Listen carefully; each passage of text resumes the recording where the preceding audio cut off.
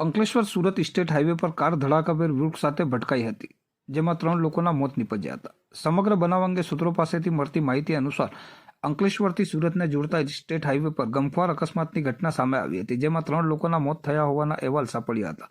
ભરૂચ જિલ્લાના હાસોટ તાલુકાના શેરા ગામ નજીકથી પૂર ઝડપે પસાર થઈ રહેલ કાર ધડાકાભેર વૃક્ષ સાથે અથડાતા અકસ્માત સર્જાયો હતો. બનાવમાં કારમાં સવાર 2 લોકોના ઘટના સ્થળે જ મોત નીપજ્યા હતા, જ્યારે અન્ય એક વ્યક્તિને ઈજા પહોંચતા તેને સારવાર અર્થે ખસેડાયો હતો. જોકે સારવાર દરમિયાન તેનું પણ મોત નીપજ્યું હોવાનું જાણવા મળ્યું હતું.